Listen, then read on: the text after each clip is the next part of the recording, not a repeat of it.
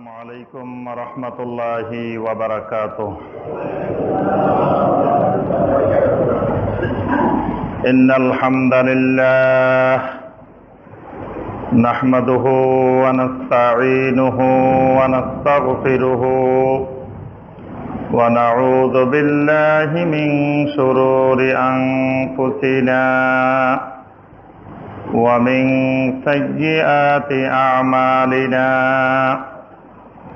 من يهده الله فلا مضل له ومن يضلل فلا هادي له وأشهد أن لا إله إلا الله وحده لا شريك له وأشهد أن محمدًا عبده ورسوله يا أيها الذين آمنوا اتقوا الله حق تقاته ولا تموتن إلا وأنتم مسلمون يا أيها الناس اتقوا ربكم الذي خلقكم من نفس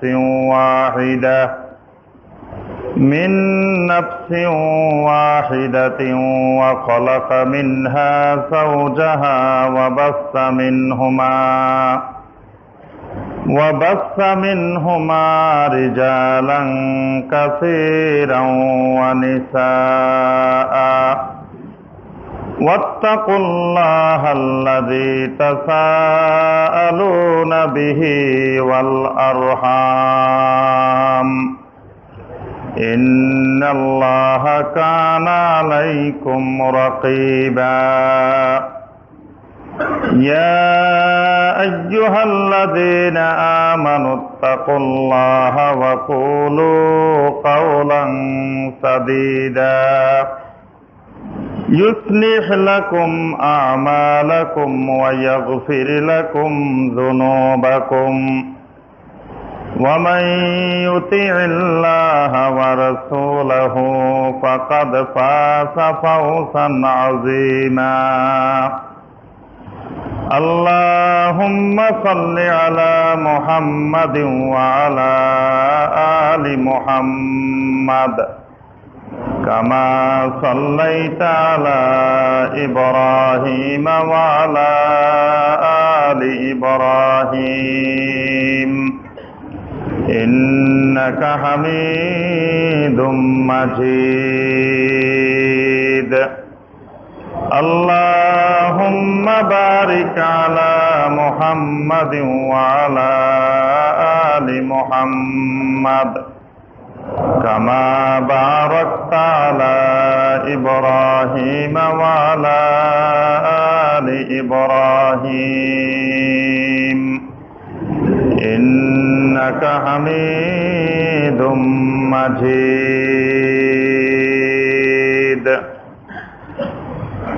মুআজ্জাজ মুকাররাম উলামায়ে কেরাম, সম্মানিত মুরব্বিয়ানে আযম, দিনদার মুসলিম ভাইয়েরা, আল্লাহ রাব্বুল আলামিনের দরবারে কোটি কোটি শুকরিয়া যে মহান রাব্বুল আলামিন আমাদেরকে 1439 হিজরি সনের 17ই শাবান তারিখে সালাতুল জুমআ আদায় এবং খুতবাতুল জুমআ শোনার উদ্দেশ্যে আল্লাহ রাব্বুল আলামিনের পবিত্র ঘর মসজিদে উপস্থিত হওয়ার পরে কোরআনে কারীম এবং হাদিস নববী সাল্লাল্লাহু আলাইহি ওয়াসাল্লাম থেকে আল্লাহ রাব্বুল আলামিনের দ্বীন সম্পর্কে কিছু কথাবার্তা বলার এবং শোনার তৌফিক দিয়েছেন, সেই মহান রব্বুল আলামিনের শুকর আদায় করি, সকলে বলি আলহামদুলিল্লাহ। সম্মানিত মুসল্লিয়ানে কেরাম, আজকের খুতবায় আমরা যে বিষয়টি সংক্ষিপ্তভাবে আলোচনা করব ইনশাআল্লাহ,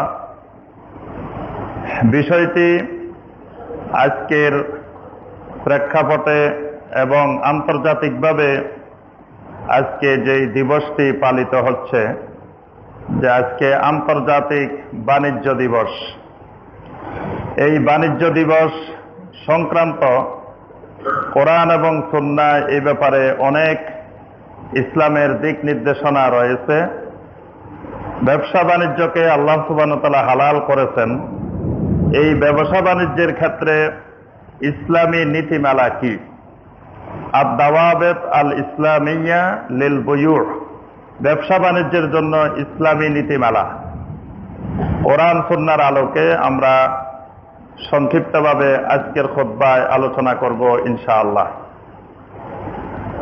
আল্লাহ সুবহানাহু ওয়া তাআলা মানুষকে সৃষ্টি করার পরে এই মানুষ পৃথিবীতে বেঁচে থাকার জন্য যত রকমের রিজিক দরকার, আল্লাহ পাক সমস্ত রকমের রিজিকের ব্যবস্থা এই মানুষের জন্য করে রেখেছেন। সুবহানাল্লাহ। এমনকি যেই অঞ্চলের মানুষের জন্য যেই ধরনের খাবারের দরকার, সেই অঞ্চলের মানুষের জন্য আল্লাহ পাক সেই ধরনের খাবারের ব্যবস্থা করে রেখেছেন। সুবহানাল্লাহ। এবং যেই জিনিসটি বেশি প্রয়োজন, আল্লাহ পাক সেই জিনিসটির উৎপাদনও বেশি দিয়েছেন। আর যেই জিনিসটির কম প্রয়োজন, সেটার উৎপাদনও আল্লাহ পাক কম দিয়েছেন। সুবহানাল্লাহ। আমরা যদি আল্লাহ পাকের এই ব্যবস্থাপনার দিকে তাকাই, তাহলে সেখানেও আল্লাহ রাব্বুল আলামিনকে খুঁজে পাওয়া যায়। আমাদের নিঃশ্বাস নেওয়ার জন্য, শ্বাস প্রশ্বাসের জন্য বাতাস দরকার, অক্সিজেন দরকার, আরো যা যা দরকার, এগুলো আল্লাহ পাক বিনামূল্যে বিনা পয়সায় অ্যাভেলেবেল দিয়ে রেখেছেন। সুবহানাল্লাহ। যদি প্রতিদিন আমাদেরকে অক্সিজেন কিনতে হইতো, বাতাস কিনতে হইতো, এগুলোর উপরে যদি মিটার বসানো থাকতো যে আমি ডেইলি যতটুকু ব্যবহার করতেছি এতটুকুর মাস শেষে বিল পরিশোধ করতে হবে, তো পৃথিবীতে মনে হয় কোনো মানুষের পক্ষে বেঁচে থাকা পৃথিবীতে সম্ভবপর হইতো না। আল্লাহ সুবহানাহু ওয়া তাআলা এগুলো ফ্রি দিয়ে দিয়েছেন। মানুষের পানি দরকার, পানিটাও আল্লাহ পাক এমন উৎপাদন দিয়েছেন যে মানুষ প্রায় ফ্রি ব্যবহার করে। যে যে জিনিস যত বেশি দরকার, আল্লাহ পাক সেটার উৎপাদনও বেশি দিয়েছেন। আর যেই জিনিস কম দরকার, সেগুলোর উৎপাদনও কম দিয়েছেন। এবং যেই অঞ্চলের মানুষের যেই ফল ফলাদি দরকার, সেই অঞ্চলে ওই ফলগুলো উৎপন্ন হয়। অর্থাৎ আমাদের বাংলাদেশে যেই ফল ফলাদি উৎপন্ন হয়, এগুলোই আমাদের শরীরের জন্য দরকার। আমেরিকাতে যেগুলো উৎপন্ন হয়, সেগুলো মূলত আমাদের জন্য এত জরুরি দরকার নাই, সেগুলো ওখানকার মানুষের জন্য বেশি দরকার। এই জন্য আল্লাহ পাক ওখানে ওই ফল ফলাদিগুলো উৎপন্ন করেন। এজন্য আজকে কিন্তু ডাক্তার, চিকিৎসক বারবার বলতেছেন যে আপনারা দেশি ফল খান, দেশি জিনিসের প্রতি উদ্বুদ্ধ হন। কারণ হলো এই দেশি খাবারের ভিতরে আল্লাহ সুবহানাহু ওয়া তাআলা আমাদের শরীরের সাথে সামঞ্জস্য রেখে যেই যেই পুষ্টি, যেই যেই উপাদান দরকার, আল্লাহ পাক সেগুলো রেখেছেন। সুবহানাল্লাহ। আল্লাহ পাক এই রিজিক গ্রহণের ক্ষেত্রে পৃথিবীতে দুই ধরনের রিজিক রেখেছেন।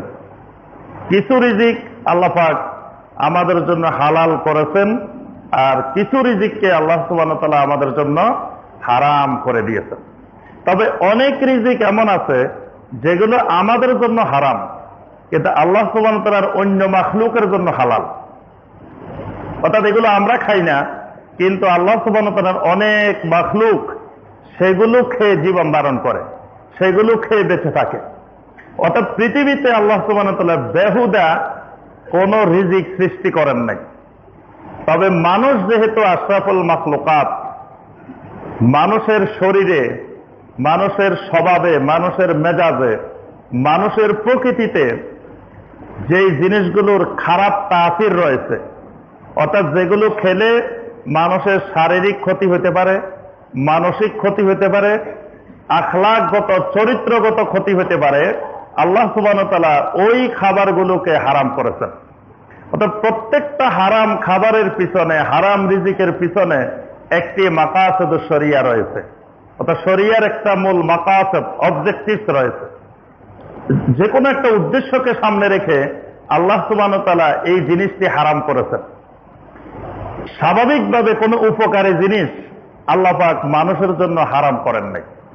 হয়তো আমরা অনেক কিছু দেখি বাহ্যিকভাবে যে এটা তো উপকারী, কিন্তু এটা হয়তো একদিক থেকে কিছু উপকারী, কিন্তু এটার চরিত্রগত কুপ্রভাব আমাদের মধ্যে আসতে পারে। আল্লাহ পাক এর জন্য হারাম করেছেন। এটা মানসিক ক্ষতি প্রভাবটা আমাদের উপরে আসতে পারে, এজন্য আল্লাহ পাক হারাম করেছেন। এজন্য আল্লাহ পাক কোরআনে কারিমে বারবার বলছেন, ওয়াল্লাহু ইয়ালামু ওয়া আনতুম লা তা'লামুন। এসব ব্যাপারে আল্লাহ রাব্বুল আলামিন ভালো জানেন, তোমরা কিছুই জানো না। মানে কোনটা তোমাদের কল্যাণ, কোনটা তোমাদের ক্ষতি, এই ব্যাপারে তোমাদের পুরোপুরি জ্ঞান নাই। এই ব্যাপারে সম্পূর্ণ জ্ঞানের মালিক একমাত্র মহান রাব্বুল আলামিন। সুবহানাল্লাহ। আল্লাহ পাক হারাম রিজিক থেকে বিরত থাকার জন্য, হালাল রিজিক গ্রহণ করার জন্য প্রথমে আমভাবে পৃথিবীর সমস্ত মানুষকে নির্দেশ দিয়েছেন। আল্লাহ পাক কোরআনে কারিমে সূরা আল বাকারার 168 নম্বর আয়াতে সমস্ত মানুষকে লক্ষ্য করে, সেখানে একেবারে মানে মুসলিম অমুসলিম পৃথিবীতে যত মানুষ আছে সমস্ত মানুষকে লক্ষ্য করে আল্লাহ পাক বলছেন, ইয়া আইয়ুহান নাস কুলু মিম্মা ফিল আরদি হালালান তাইয়্যিবা ওয়া লা তাত্তাবিউ খুতুওয়াতিশ শাইতান ইন্নাহু লাকুম আদুউম মুবিন। আল্লাহ রাব্বুল আলামিন পৃথিবীর সকল মানুষকে সম্বোধন করেন, ইয়া আইয়ুহান নাস, হে দুনিয়ার সমস্ত মানুষ, কুলু মিম্মা ফিল আরদে, জমিনের মধ্যে যা কিছু আছে খাইতে থাকো, সবকিছু খাও, তবে খাওয়ার সময় দুটা জিনিস দেখবা, হালালান তাইয়্যিবা, খাবারটা হালাল কিনা, খাবারটা তাইয়্যিবান কিনা, দুটা জিনিস দেখতে বলছেন আল্লাহ পাক। একটা হলো খাবারটা রিজিকটা হালাল কিনা, আরেকটা হলো তাইয়্যিবান কিনা, পবিত্র কিনা। তাহলে বোঝা যায় হালাল আর তাইয়্যিবান দুটার মধ্যে কিছু পার্থক্য আছে। এই জন্য আল্লাহ পাক দুটা শব্দ ব্যবহার করেছেন, একটা হালালান আর একটা তাইয়্যিবান। যেমন গরুর গোশত, এটা কি হালাল না হারাম? হালাল। খাসির গোশত হালাল, উটের গোশত হালাল। আচ্ছা, এখন আমি অফিসে গেলাম সকালবেলায়, অফিসে গিয়ে আমার টেবিলে অনেকগুলো ফাইল আটকে রয়েছে, প্রতি ফাইলে 10,000 টাকা, 10,000 টাকার খাম আসবে, প্রতিটা ফাইল সিগনেচার হবে। এরপরে সিগনেচার করে বাসায় আসতেছি, বাসায় আসার সময় 10 কেজি গরুর গোশত নিয়ে আসছি। আচ্ছা, এখন এই গোশতটা খাওয়া হালাল না হারাম? কেন হারাম? গরুর গোশত তো হালাল। এই গোশতটা হালালান কিন্তু তাইয়্যিবান হয় না। এই জন্য আল্লাহ সুবহানাহু ওয়া তাআলা দুইটা কথা বলছেন, যে তোমার এই খাবারটা, এই রিজিকটা হালালও হইতে হবে, তাইয়্যিবানও হইতে হবে। আবার ধরেন আমার একবারে হালাল রিজিক, পুরা মাস চাকরি করছি, চাকরির বেতন পাইছি, আমার শ্রমের বিনিময়ে অর্জিত জিনিস, আসার সময় আমি কিছু মদ কিনে আনলাম, এটা খাওয়া যাবে? কেন? এটা তো আমি হালাল টাকা দিয়ে কিনছি। হ্যাঁ, এটা ওই জিনিসটা হালাল না, কিন্তু টাকাটা তাইয়্যিবান। তাইয়্যিবান আছে, জিনিসটা হালাল না। আবার টাকাটা হালাল, কিন্তু জিনিসটা তাইয়্যিবান না। দুই ধরনের জিনিস আল্লাহ পাক এখানে সম্পৃক্ত করেছেন। এই জন্য আল্লাহ পাক পৃথিবীর সমস্ত মানুষকে বলছেন, ইয়া আইয়ুহান নাস কুলু মিম্মা ফিল আরদি হালালান তাইয়্যিবা, হে দুনিয়ার মানুষ, তোমরা আমার দেওয়া রিজিক থেকে, জমিনে যা দিয়েছি সেখান থেকে হালাল এবং তাইয়্যিবান খাবারগুলো গ্রহণ করো। ওয়ালা তাত্তাবিউ খুতুওয়াতিশ শাইতান, আর খবরদার শয়তান তোমাদেরকে অনেক ধরনের প্ররোচনা দেয়, অনেক ধরনের রাস্তা দেখায়। শয়তান অনেক যুক্তি দেয়, বলে যে একবার খালি অসুবিধা নেই। অনেক হারাম জিনিস খাওয়ার প্রতি শয়তান উদ্বুদ্ধ করে, জীবনে একবার খাইলে অসুবিধা নেই, কারণ এটা কেমন জিনিস, তুমি খাইলে না জীবনে জানবা কেমনে। আস্তে আস্তে শয়তান এইরকম উস্কানি দেয়। আবার আরেক ধরনের উস্কানি দেয়, কয় অসুখ হলে খাওয়া যায়, অসুস্থতার জন্য মেডিসিন হিসাবে খাওয়া যায়, এমনি স্বাভাবিকভাবে খাওয়া যায় না। আল্লাহ পাক কোন হারাম জিনিসের ভিতরে মেডিসিন রাখেন নাই। নবী সাল্লাল্লাহু আলাইহি ওয়াসাল্লাম স্পষ্ট করে বলছেন যে কোন হারাম জিনিসের ভিতরে আল্লাহ পাক তোমাদের জন্য মেডিসিন রাখেন নাই। যত রকমের ওষুধ দরকার সবকিছু আল্লাহ পাক হালাল খাবারের ভিতরে রেখেছেন। তাহলে শয়তানের যত প্ররোচনা আছে আল্লাহ পাক বলতেছেন ওয়ালা তাত্তাবিউ খুতুওয়াতিশ শয়তান, খবরদার এই রিজিক অন্বেষণের ক্ষেত্রে শয়তান অনেকগুলো খুতওয়া, অনেকগুলো পদক্ষেপ, অনেকগুলো পাপ তোমাদের জন্য বসায় রেখেছে, খবরদার এগুলোর অনুসরণ করিও না। এখানে আল্লাহ পাক সমস্ত মানুষকে বলছেন, এরপরে খাস করে ঈমানদারদেরকে আল্লাহ পাক সম্বোধন করছেন। সূরা আল বাকারার 172 নম্বর আয়াত, ইয়া আইয়ুহাল্লাযীনা আমানু কুলু মিন তাইয়্যিবাতি মা রাযাকনাকুম ওয়াশকুরু লিল্লাহি ইন কুনতুম ইয়্যাহু তা'বুদুন। আল্লাহ রাব্বুল আলামিন শুধু ঈমানদারদেরকে খাস করেছেন, ইয়া আইয়ুহাল্লাযীনা আমানু, হে ঈমানদারগণ, কুলু মিন তাইয়্যিবাতি মা রাযাকনাকুম, আমি তোমাদেরকে যে রিজিক দিয়েছি সেখান থেকে পবিত্র রিজিক গুলো তোমরা খাও, গ্রহণ করো। ওয়াশকুরু লিল্লাহ, সাথে সাথে আল্লাহর শুকর গুজার করো, শুকর আদায় করো। ইন কুনতুম ইয়্যাহু তা'বুদুন, যদি তোমরা শুধুমাত্র আল্লাহর জন্য ইবাদত করো। এখানে দুইটা দলিল একই আয়াতে। একটা হলো আল্লাহ পাক হালাল খাবার, হালাল রিজিকের নির্দেশ দিয়েছেন, আরেকটি হলো হালাল রিজিকটাও ইবাদতের অন্তর্ভুক্ত। এজন্য আয়াতের শুরুতে বলছেন কুলু মিন তাইয়্যিবাতি মা রাযাকনাকুম, আয়াতের শেষে বলছেন ইন কুনতুম ইয়্যাহু তা'বুদুন। এই হালাল রিজিককে অন্বেষণ করা, এটাকে আল্লাহ পাক ইবাদত হিসেবে গণ্য করেছেন। এটা ইবাদতের অন্যতম একটি গুরুত্বপূর্ণ শর্ত, কারণ হালাল রিজিক না হলে ইবাদত কবুল হয় না। নবী সাল্লাল্লাহু আলাইহি ওয়াসাল্লাম স্পষ্ট করে বলছেন, ইন্নাল্লাহা তাআলা তাইয়্যিবুন লা ইয়াকবালু ইল্লা তাইয়্যিবা। আল্লাহ রাব্বুল আলামিন নিজে পবিত্র, পবিত্রতা অবলম্বনকারী, পবিত্র রিজিক বক্ষণকারী ছাড়া কোন ব্যক্তির ইবাদত আল্লাহ রাব্বুল আলামিন কবুল করেন না। ওয়া ইন্নাল্লাহা আমারাল মুমিনিন বিমা আমারা বিহিল মুরসালিন। নবী সাল্লাল্লাহু আলাইহি ওয়াসাল্লাম বলেন, এই হালাল রিজিক অন্বেষণের নির্দেশ আল্লাহ পাক যেমনি ভাবে মুমিনদেরকে দিয়েছেন তেমনি ভাবে আল্লাহর রাসূলদেরকেও দিয়েছেন। সুবহানাল্লাহ। এই নির্দেশটা শুধু মুমিনদেরকে দেওয়া হয় নাই, স্বয়ং আল্লাহ সুবহানাহু ওয়া তাআলার রাসূলদেরকেও দেওয়া হয়েছে। সূরা আল মুমিনুনের 51 নম্বর আয়াত, আল্লাহ পাক আল্লাহর নবীদেরকে লক্ষ্য করে বলছেন, ইয়া আইয়ুহার রাসূল কুলু মিনাত তাইয়্যিবাত ওয়া আমালু সালিহা। হে আমার নবীরা, হে আমার রাসূলেরা, কুলু মিনাত তাইয়্যিবাত, হালাল খাবার খাও, হালাল রিজিক খাও। ওয়া আমালু সালিহা, আর আমলে সালেহ করো। তাহলে নবীরা ওই নির্দেশের বাইরে না। এজন্য আল্লাহর নবীরা প্রত্যেকেই নবুয়তের দায়িত্ব পালন করতেন, আবার পাশাপাশি নিজেরা একটা পেশা অবলম্বন করতেন। কেউ ছাগল চড়াইতেন, কেউ কাপড় সিলাইতেন, কেউ লোহার জিনিসপত্র তৈরি করতেন। এক একজন এক একটা পেশা অবলম্বন করে আল্লাহর নবীরা হালাল রিজিক নিশ্চিত করতেন, তারপরে নবুয়তের দায়িত্ব, রিসালাতের দায়িত্ব পালন করতেন। সুবহানাল্লাহ। এরপরে নবী সাল্লাল্লাহু আলাইহি ওয়াসাল্লাম এক ব্যক্তির অবস্থার বর্ণনা দিলেন, যে ব্যক্তিটা খুব লম্বা সফর করতেছে, আর সফর অবস্থাটা হলো দোয়া কবুলের মুহূর্ত, এবং এমন অবস্থায় গিয়ে পৌঁছেছে, নবী সাল্লাল্লাহু আলাইহি ওয়াসাল্লাম বলতেছেন যে সফরের মধ্যে আকবারা আশা আশা, এমন অবস্থায় গিয়ে পৌঁছে ধুলা মলিন হয়ে গেছে, পুরা শরীর, মরুভূমির রাস্তায় সফর করতে করতে পুরা শরীর ধুলাবালি যুক্ত হয়ে গেছে, কাপড় চোপড় ধুলাবালি হয়ে গেছে। মানে এমন মুহূর্তে গিয়ে পৌঁছছে, এখন খালি দোয়া করার দেরি, করার আগে কবুল। নবী সাল্লাল্লাহু আলাইহি ওয়াসাল্লাম বলতেছেন, এই লোক আল্লাহর কাছে দোয়া করে বলতেছে ইয়া রাব্বি ইয়া রাব্বি, ইয়া রব ইয়া রব বলে দোয়া করতেছে। ওয়া মাতামুহু হারামুন ওয়া মালবাসুহু হারামুন ওয়া গুযিয়া বিল হারাম ফাআন্না ইউস্তাজাবু লিযালিক। নবী সাল্লাল্লাহু আলাইহি ওয়াসাল্লাম বলেন, এইরকম দোয়া কবুলের মুহূর্তে যাওয়ার পরেও তার খাবারটা হারাম, তার পানীয়টা হারাম, তার গেজাটা হারাম, কেমন করে আল্লাহ সুবহানাহু ওয়া তাআলা তার দোয়া কবুল করবেন? অর্থাৎ তার দোয়া কবুল হওয়ার কোনো সম্ভাবনা নাই। তাহলে ইবাদত কবুল হতে গেলে হালাল রিজিক নিশ্চিত করতে হয়। এটা আল্লাহ পাক যেমন সমস্ত মানুষকে বলছেন, সমস্ত ঈমানদারদেরকে বলছেন, পাশাপাশি আল্লাহর নবীদেরকে, রাসূলদেরকে এর থেকে বাদ দেন নাই। হালাল রিজিক অন্বেষণের কয়েকটি পদ্ধতির মধ্য থেকে অনেকগুলো পদ্ধতির মধ্যে থেকে একটা গুরুত্বপূর্ণ মাধ্যম হলো ব্যবসা বাণিজ্য।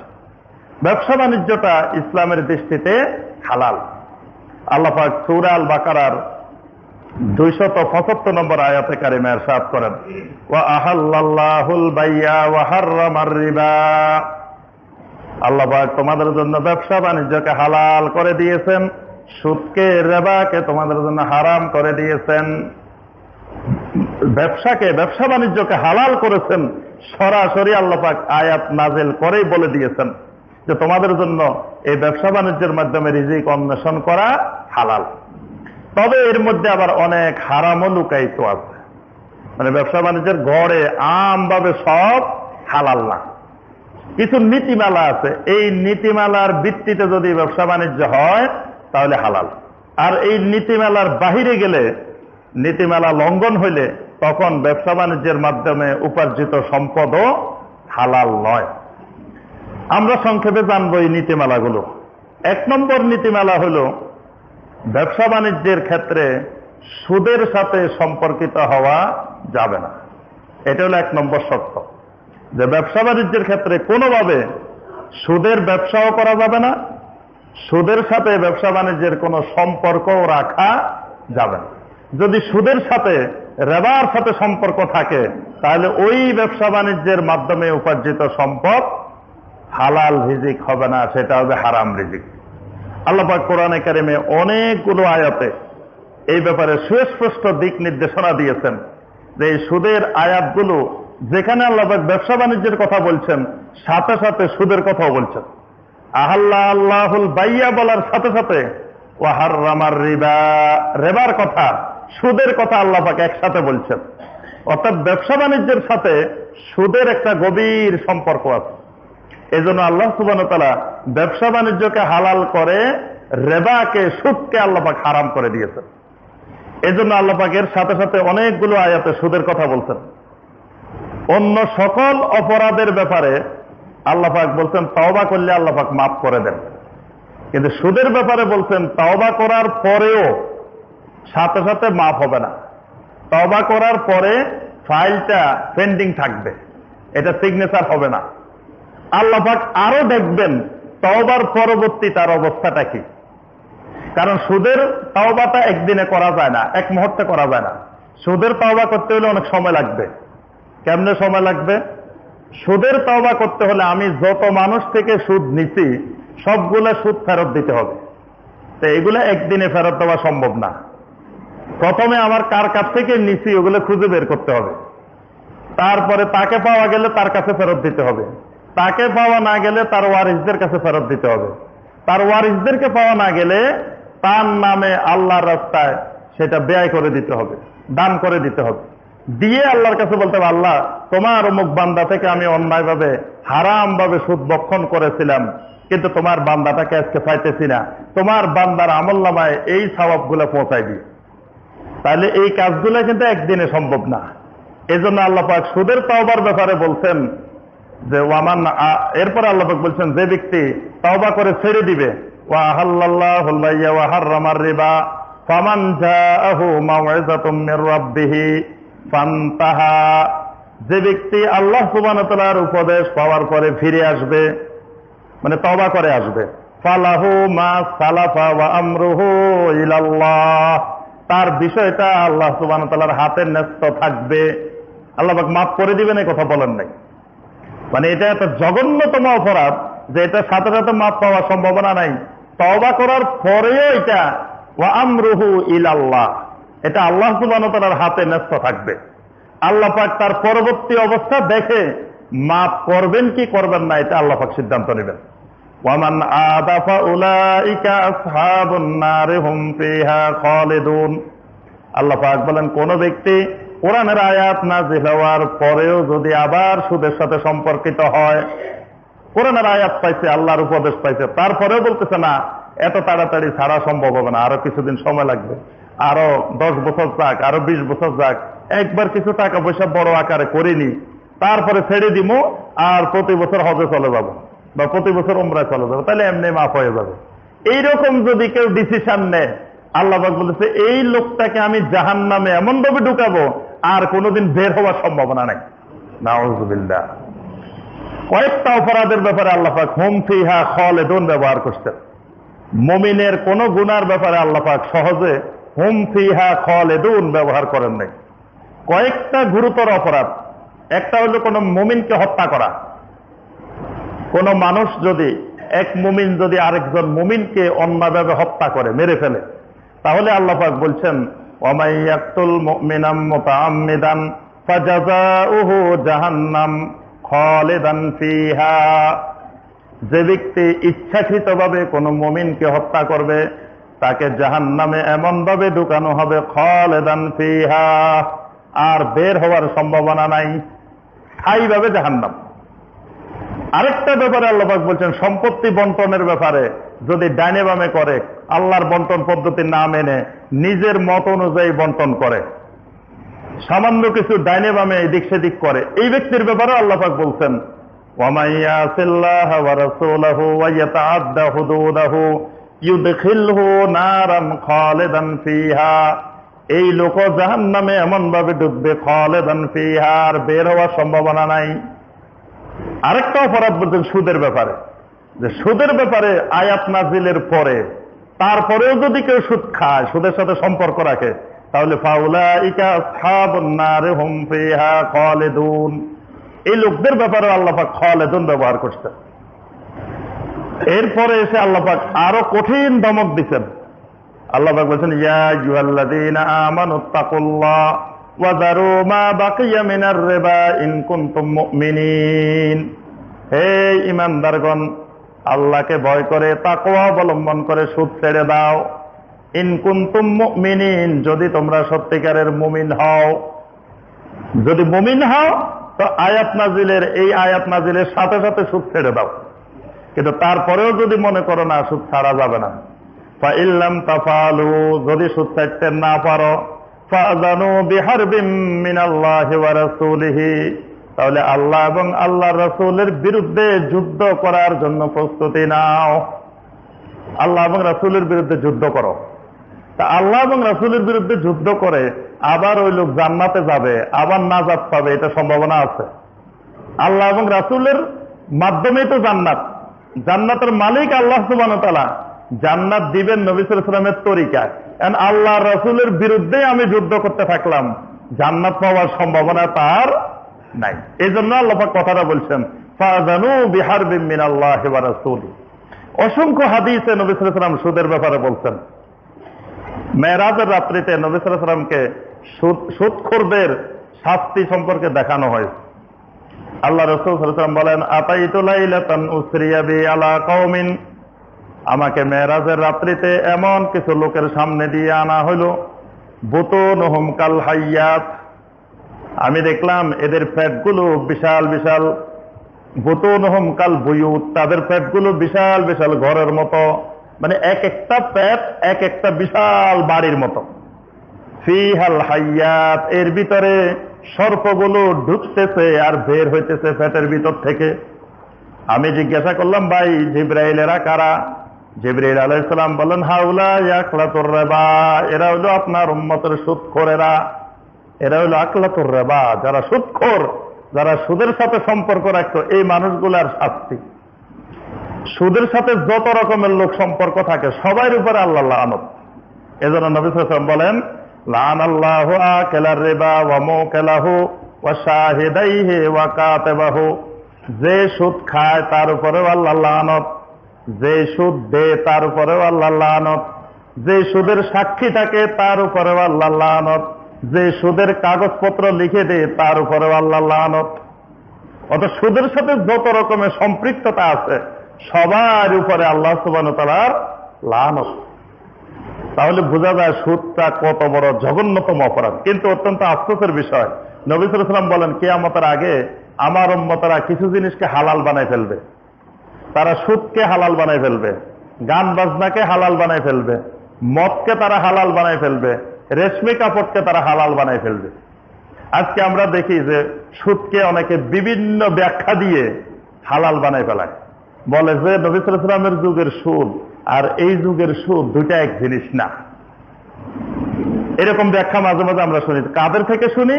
যারা কোরআন সুন্নাহর বিশেষজ্ঞ না, যারা কোরআন সুন্নাহর কোনো আলেম না, সাধারণ মানুষ, তারাই ব্যাখ্যা দেয়। কয় নবী সাল্লাল্লাহু আলাইহি ওয়াসাল্লামের যুগের সুদ আর বর্তমান যুগের সুদ এই দুইটা একরকম না, দুইটা ভিন্ন জিনিস। মানে এই যুগের সুদ খাইলে কোনো অসুবিধা নেই, এটাই বুঝাইতে চায়।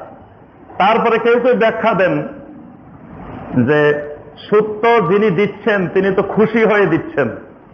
নবী সাল্লাল্লাহু আলাইহি ওয়াসাল্লামের যুগে তো দিতে বাধ্য করা হইতো, এখন তো যিনি দিচ্ছেন যিনি নিচ্ছেন সবাই তো খুশির ভিত্তিতে দিচ্ছেন, এখানে তো কোনো মানে জোর করে কারো থেকে নেওয়া হচ্ছে না, তাহলে এটাও অবৈধ হবে কেন? কোরআনে কারিমের কোন শব্দের ব্যাখ্যা, কোন আয়াতের ব্যাখ্যা নিজেরা মন গড়া ভাবে দেওয়ার অধিকার নাই। কোরআনে কারিমের তাফসীর আজ থেকে শত শত বছর আগে কোরআনে কারিমের তাফসীর লেখা হয়ে গেছে, সেই তাফসীর এগুলোর বিস্তারিত ব্যাখ্যা আসছে। আইম্মায়ে কেরাম, ফুকাহায়ে কেরাম তারাই রেবার ব্যাপারে বিস্তারিত যত রকমের খুঁটি নাটি মাসালা হইতে পারে সব তারা বের করে দিতে আমাদের সামনে এখন সমস্ত বান্দার উপস্থিত। তারা যে ব্যাখ্যা দিতেন এটাই হলো রেবার সঠিক ব্যাখ্যা। সুতরাং আজকের যুগে আমরা যদি নতুন নতুন ব্যাখ্যা আবিষ্কার করি যে রেবার সুদ এগুলা এক জিনিস না, এগুলা ভিন্ন জিনিস, ওগুলা ভিন্ন জিনিস, এটা আল্লাহ এবং আল্লাহ রাসূলের কাছে গ্রহণযোগ্য নয়। অর্থাৎ ব্যবসা বাণিজ্য হালাল হইতে হলে 1 নম্বর শর্ত সুদের সাথে সম্পর্ক রাখা যাবে না। 2 নম্বরে আছি আমরা। 2 নম্বর হলো ব্যবসা বাণিজ্য আল্লাহর জিকিরের প্রতিবন্ধক হওয়া যাবে না, এটা হলো 2 নম্বর শর্ত। মানে ব্যবসা বাণিজ্য করতে যাই নামাজ পড়ে না, ব্যবসা বাণিজ্য করতে যাই আল্লাহর দ্বীনের কোনো খোঁজ খবর নাই, এত মহাব্যস্ত ব্যবসা বাণিজ্য নিয়ে যে আল্লাহর দ্বীন থেকে গাফেল হয়ে গেছে, এই জাতীয় ব্যবসা বাণিজ্য ইসলামে জায়েজ নেই। কারণ ব্যবসা বাণিজ্যের উদ্দেশ্যই হলো আল্লাহর ইবাদত করা। যে ব্যবসা বাণিজ্য আমি এই উদ্দেশ্য করব যে আমি হালাল রিজিক দিয়ে আল্লাহ সুবহানাহু ওয়া তাআলার ইবাদত করব। তো ইবাদতে যদি না করা যায় তাহলে ওই ব্যবসা মুমিনের জন্য হালাল না। আল্লাহ পাক সূরা আন-নূরের 47 নম্বর আয়াতে বলছেন, রিজালুল্লাহ তুলহিহিম তিজারাতুন ওয়ালা বাইউন আন যিকরিল্লাহ ওয়া ইকামিস সালাহ ওয়া ইতাইজ যাকাত। আল্লাহ রাব্বুল আলামিন বলেন, মুমিন ব্যক্তিদেরকে দুনিয়ার কোনো ব্যবসা বাণিজ্য, দুনিয়ার কোনো কিছু আল্লাহর জিকির থেকে গাফেল করতে পারে না, আল্লাহর জিকির থেকে কখনো দূরে সরাইতে পারে না, সালাত কায়েম থেকে দূরে সরাইতে পারে না। অর্থাৎ আমার ব্যবসা বাণিজ্য যাই আছে, আযান হবে, আল্লাহু আকবার হবে, সাথে সাথে বন্ধ হয়ে যাবে, এটা হলো মুমিনের বৈশিষ্ট্য।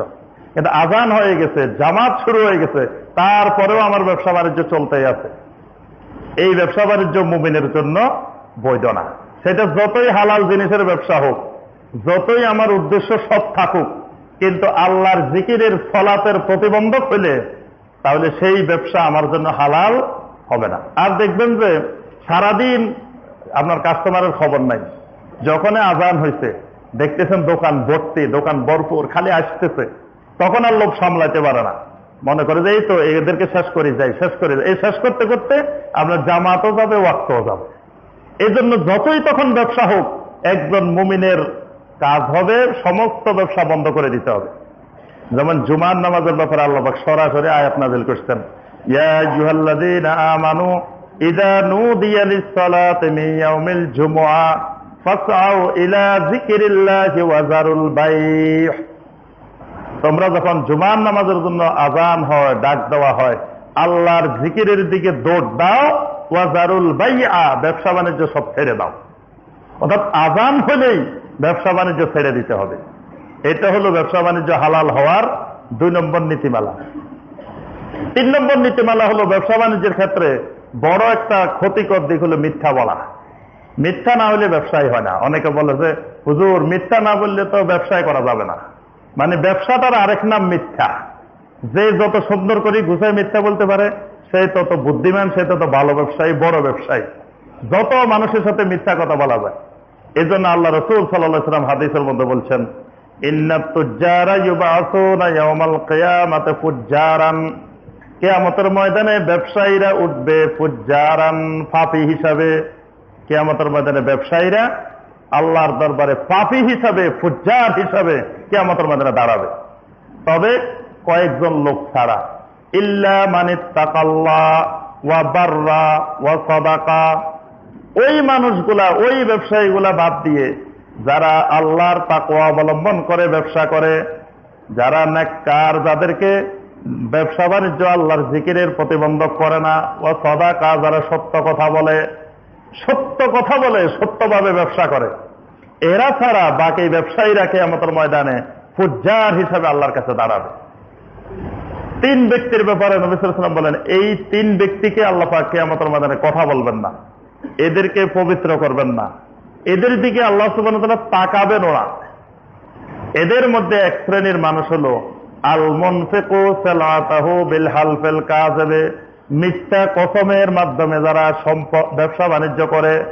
যে ব্যবসায়ী খালি মিথ্যা কথা বলে, খালি বলে যে আল্লাহর কসম এটা এত টাকা কিনা, আল্লাহর কসম এর কম হইলে আমার লস হবে, আল্লাহর কসম, মানে সব আল্লাহর কসম, একেবারে সত্য কথা, এটা এত টাকা কিনা। দুনিয়ার মিথ্যা কসম করে করে যারা এরকম ব্যবসা বাণিজ্য করে, এই মানুষগুলোর ব্যাপারে নবী সাল্লাল্লাহু আলাইহি ওয়াসাল্লাম বলেন কিয়ামতের ময়দানে আল্লাহ পাক এদের দিকে তাকাবেন না, এদেরকে পবিত্র করবেন না, এদেরকে কোন ধরনের আল্লাহ পাক কথাও বলবেন না এদের সাথে, এদের জন্য আছে আযাবে আলীম। তাহলে 3 নম্বর হলো ব্যবসা বাণিজ্যের ক্ষেত্রে মিথ্যা বলা যাবে না, মিথ্যার কোন আশ্রয় ব্যবসা বাণিজ্যের মধ্যে থাকবে না। 4 নম্বর নীতিমালা হলো হারাম জিনিসের ব্যবসা করা যাবে না। যে জিনিস খাওয়া হারাম, যে জিনিস পান করা হারাম, যে জিনিস ব্যবহার করা হারাম, যে জিনিস স্বাভাবিকভাবে কোনো ফায়দা নেওয়া, উপকারিতা নেওয়া মুমিনের জন্য বৈধ নয়, এই জিনিসের ব্যবসা করাও বৈধ নয়। আল্লাহ রাসূল সাল্লাল্লাহু আলাইহি ওয়াসাল্লাম স্পষ্ট করে বলে দিয়েছেন, ইন্নাল্লাহা হাররামা বাইআল খামরে, আল্লাহ পাক তোমাদের জন্য মদের ব্যবসাকে হারাম করেছেন। এই জাতীয় যত খাবার, যত পানীয়, যত জিনিস ব্যবহার হারাম, সবগুলোর ব্যবসাও তোমাদের জন্য হারাম। সুতরাং হারাম জিনিসের, যে জিনিস মুমিনের জন্য খাওয়া হারাম, পান করা হারাম, ব্যবহার করা হারাম, এই সকল জিনিসের ব্যবসা করাও হারাম। 5 নম্বর নীতিমালা হলো ব্যবসার সাথে মুনাফাখোরি, প্রতারণা, ধোঁকাবাজি এবং ভেজাল মিশানো যাবে না। এরকম যদি ব্যবসার পণ্যের ভিতরে ভেজাল মিশাই দেয়, মানে উপরে দিয়ে দেখাইলো ভালো জিনিস কিন্তু ভিতরে 2 নম্বর জিনিস, খারাপ জিনিস, এরকম ঢুকাই দেওয়া, তারপরে আপনার ধোঁকাবাজি করা, প্রতারণা করা মানুষের সাথে, তারপরে সুযোগ পেয়ে একেবারে বেশি পরিমাণ ব্যবসা করে ফেলা, এই জাতীয় ব্যবসা ইসলামে হারাম। এর মাধ্যমে হালাল জিনিসের ব্যবসা হইলেও সেটা হারাম। আল্লাহ রাসূল সাল্লাল্লাহু আলাইহি ওয়াসাল্লাম একদিন বাজারে গেলেন, বাজারে গিয়ে মাররা আলা সুবরাতে তাআমিন, একটি খাবারের স্তূপের উপর দিয়ে পাশ দিয়ে নবী সাল্লাল্লাহু আলাইহি ওয়াসাল্লাম হেঁটে যাচ্ছিলেন। তো নবী সাল্লাল্লাহু আলাইহি ওয়াসাল্লামকে আল্লাহ পাক ওহীর মাধ্যমে জানাই দিয়েছেন যে এই খাবারের স্তূপের মধ্যে ভেজাল আছে। আল্লাহ রাসূল সাল্লাল্লাহু আলাইহি ওয়াসাল্লাম এই খাবারের ভিতরে হাত দিলেন, ভিতরে হাত দিতেন, হাত দিয়ে দেখলেন আসাবাতহু বালালান, ভিতরের খাবারগুলো ভিজে আছে, উপরেরটা খুব শুকনা, উপরের আটাগুলা, ভিতরের গুলো ভিজে আছে। তা আল্লাহ রাসূল জিজ্ঞাসা করলেন, কি ব্যাপার, উপরে দেখা যাচ্ছে খুব সুন্দর, ভিতরে দেখা যায় ভিজা? তো বলে যে বৃষ্টি আসছিল ইয়া রাসূলুল্লাহ, বৃষ্টি আসছে এই জন্য ভিজে গেছে। নবী সাল্লাল্লাহু আলাইহি ওয়াসাল্লাম হেসে বললেন, হায়রে বৃষ্টি, এত সুন্দর বৃষ্টি, উপরের গুলো ভিজায় না, ভিতরের গুলো ভিজাই দেয়।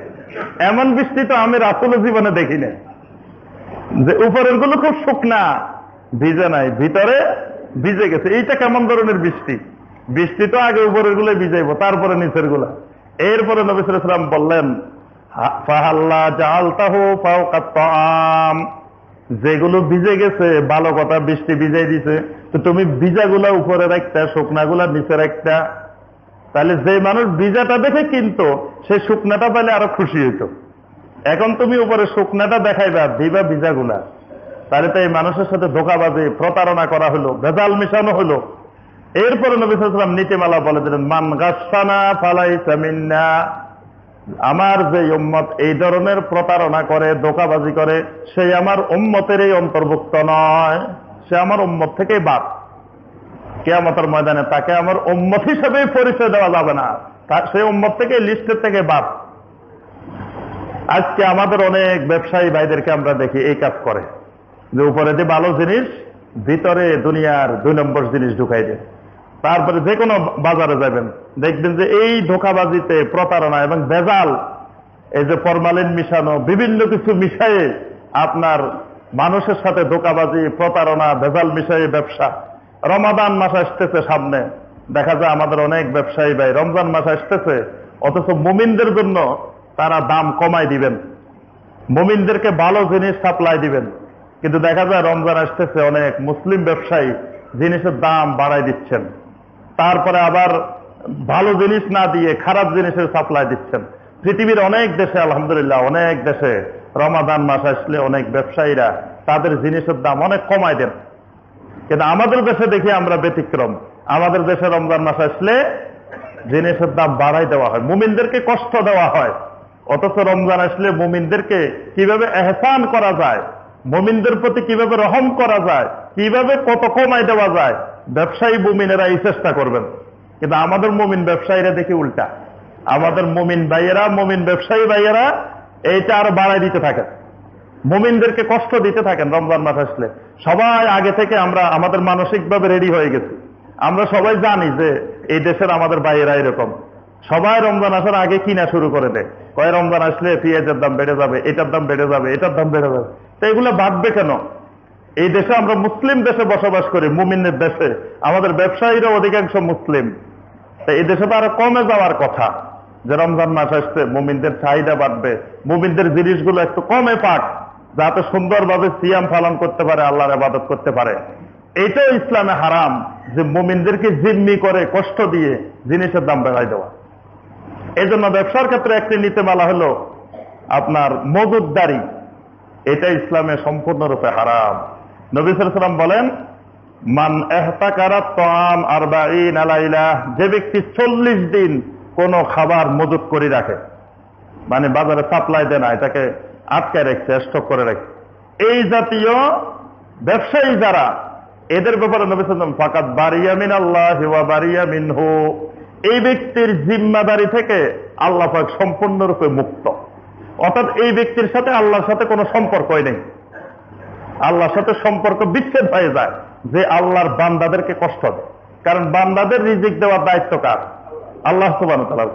আল্লাহ পাক যে রিজিক সরবরাহ করতেছেন, মাঝখানে কেউ প্রতিবন্ধকতা তৈরি করলে তাহলে আল্লাহ রিজিক সাপ্লাই এসে বিঘ্ন তৈরি করতেছে। এই জন্য আল্লাহর সাথে তার আর সম্পর্ক থাকে না, সম্পর্ক বিচ্ছিন্ন হয়ে যায়। নবী সাল্লাল্লাহু আলাইহি ওয়াসাল্লাম বলেন, আল জালিবু মারজুকুন ওয়াল মুহতাকিরু মালউনুন, যে ব্যক্তি এরকম খাবার আটকে রাখে, মজুত করে রাখে, এই লোকের উপরে আল্লাহ লানত। আর যে আল জালেব, খাবার ছেড়ে দেয় বাজারে, যে ব্যক্তি পণ্য ছেড়ে দেয়, এই ব্যবসায়ী মারজুকুন, নবী সাল্লাল্লাহু আলাইহি ওয়াসাল্লাম দোয়া করেন আল্লাহ যেন তার রিজিক আরো বাড়াই দেন। সুবহানাল্লাহ। এই জন্য আমার সম্মানিত ভাইরা, ব্যবসার ক্ষেত্রে এই নীতিমালাগুলো আমাদেরকে সবসময় খেয়াল করতে হবে। ব্যবসা বাণিজ্যের ক্ষেত্রে আরো খেয়াল রাখতে হবে, বাতিল পদ্ধতিতে ব্যবসা বাণিজ্য করা যাবে না। অর্থাৎ ব্যবসার কিছু নীতিমালা আছে, এই নীতিমালার বাহিরে গিয়ে বাতিল পদ্ধতিতে ব্যবসা করা যাবে না। বাতিল পদ্ধতি মানে যে অনেকগুলো ব্যবসার পদ্ধতি আছে যেগুলো ইসলামে স্বীকৃত না। যেমন এমএলএম ব্যবসা, এমএলএম ব্যবসা শুনছেন না? ইদানিং কমে গেছে, মাঝখান দিয়ে আমাদের দেশে খুব জোরে সোরে শুরু হয়েছে, যে ডানে বামে ব্যবসা যাইতে থাকে খালি। এই জাতীয় ব্যবসা সম্পর্কে বিশ্বের ওলামায়ে কেরাম গবেষণা করে ইজতিহাদ করে রায় দিয়েছেন, এটা একটা ধোঁকাবাজির ব্যবসা, প্রতারণার ব্যবসা। এটা ইসলামের দৃষ্টিতে এবং স্বাভাবিক দৃষ্টিতে এটা ব্যবসার আওতায় পড়ে না। এই জাতীয় বাতিল পদ্ধতি, মানে যেগুলো শরীয়তের দৃষ্টিতে ব্যবসা বাণিজ্যের আওতায় পড়ে না, এগুলোকে বলা হয় বাতিল পদ্ধতি। এই বাতিল পদ্ধতিতে ব্যবসা বাণিজ্য করা হারাম। ব্যবসা বাণিজ্যের ক্ষেত্রে আরেকটি গুরুত্বপূর্ণ নীতিমালা হলো, ওজনে কম দেওয়া যাবে না। ওজনে কম দিলে এই মানুষগুলোকে আল্লাহ পাক নাম দিয়েছেন মুতাফফিফিন। কোরআনে কারিমে একটি সূরা আছে, সূরা আল মুতাফফিফিন।